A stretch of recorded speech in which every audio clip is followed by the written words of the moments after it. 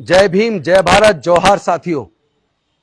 आज मुझे आपके बीच फेसबुक लाइव आना पड़ा, क्योंकि पहले तो मैं आप सबको बधाई इस बात के लिए दूंगा कि तमाम विपक्ष के साथी आज इस आवश्यकता को महसूस कर रहे हैं कि पूरे देश को एकजुट होने की जरूरत है।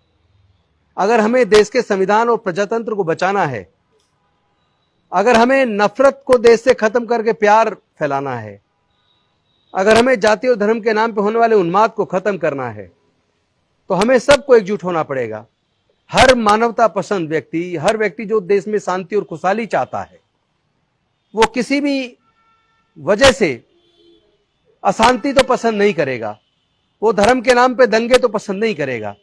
आज हम देख रहे हैं जिस तरह धार्मिक दंगे मणिपुर के अंदर हो रहे हैं, और सत्ताधारी पार्टी जिसकी सरकार केंद्र में भी है और मणिपुर में भी है, वो चुप्पी साधे हुए है। ऐसे हालात में मुझे लगता है देश को बचाने के लिए, देश के प्रजातंत्र को बचाने के लिए, देश के संविधान को बचाने के लिए तमाम विपक्ष को एकजुट होना पड़ेगा। और केवल विपक्ष ही नहीं, सत्ताधारी पार्टी के अंदर भी जो लोग इस बात को मानते हैं कि नफरत से देश आगे नहीं बढ़ेगा, उनको भी अब साथ आना चाहिए। आज एक बहुत बड़ी दुख की बात है कि दिल्ली की सरकार, चाहे किसी भी पार्टी की सरकार हो, आज आम आदमी पार्टी की सरकार है, इससे पहले कांग्रेस की सरकार थी, कांग्रेस से पहले भारतीय जनता पार्टी की सरकार थी, हो सकता है भविष्य में फिर किसी और की सरकार आ जाए।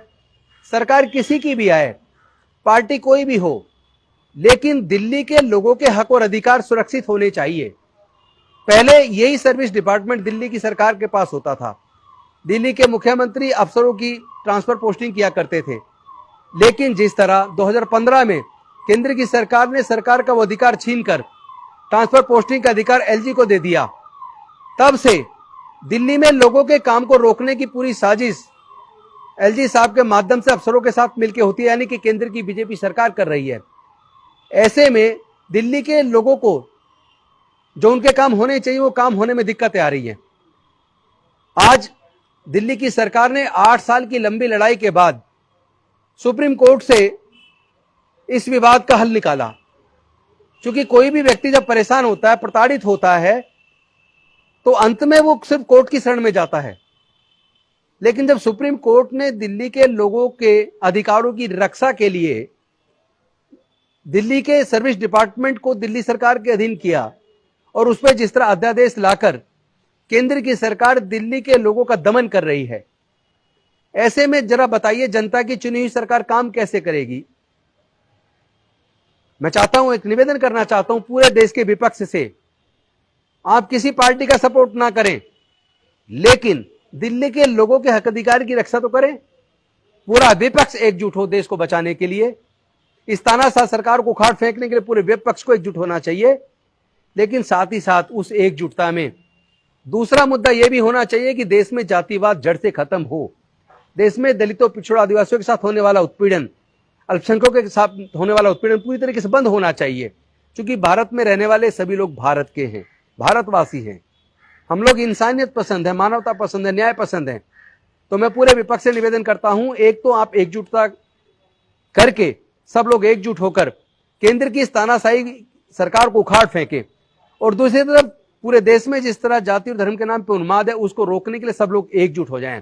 और तीसरा, ये जो दिल्ली के अंदर अध्यादेश लाकर सुप्रीम कोर्ट के जजमेंट को पलटकर दिल्ली के हक अधिकार को छीनने की कोशिश केंद्र सरकार कर रही है, आप लोग से मेरा निवेदन है, चाहे वो कांग्रेस हो, या चाहे वो आम आदमी पार्टी हो, या चाहे बाकी दूसरी पार्टी सपा, बसपा, एआईडीएमके, डीएमके, जेडीयू, जेडीएस, या नीतीश जी की पार्टी हो, या दूसरी पार्टी हो, ममता जी की पार्टी हो, सब लोग ये समझे कि सरकारें आती जाती रहेंगी, लेकिन लोगों के हक अधिकार सुरक्षित रहने चाहिए।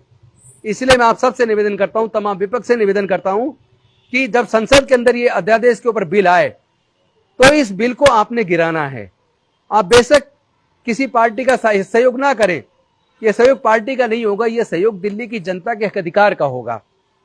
और साथ ही साथ देश बचाने की इस लड़ाई में, संविधान बचाने की इस लड़ाई में हम सबको मिलकर काम करना चाहिए। और ये जो जातिगत उत्पीड़न है, ये हमें अंदर तक छलनी करता है। हम चाहते तमाम विपक्षी पार्टियां इसको अपने एजेंडे में डालें कि जैसे ही अगली सरकार 2024 में पूरे देश की ये मिलीजुली सरकार बने, ये पूरी तरीके से जाति को जड़ से खत्म करे, धर्म के ऊपर, जाति के ऊपर होने वाले उन्माद को जड़ से खत्म करे। क्योंकि हम लगातार देख रहे हैं जिस तरह जातिगत उत्पीड़न की घटनाएं सबसे ज्यादा राजस्थान के अंदर, फिर मध्य प्रदेश के अंदर, गुजरात के अंदर, उत्तर प्रदेश के अंदर, इन राज्यों में जो जाति को लेकर जो उत्पीड़न की घटनाएं आती है, दिल को दहला देती हैं।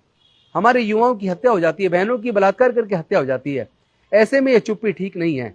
प्रधानमंत्री की चुप्पी समझ आती है, लेकिन बाकी विपक्ष वो एकजुट होकर इसके खिलाफ मजबूती से क्यों नहीं बोलता है?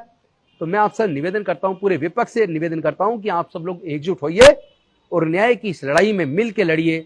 निश्चित तौर पर हम और आप सब मिल के देश को भी बचाएंगे, देश के प्रजातंत्र को भी बचाएंगे और देश से इस नफरत के वातावरण को खत्म करेंगे, आपस में प्यार पैदा करेंगे।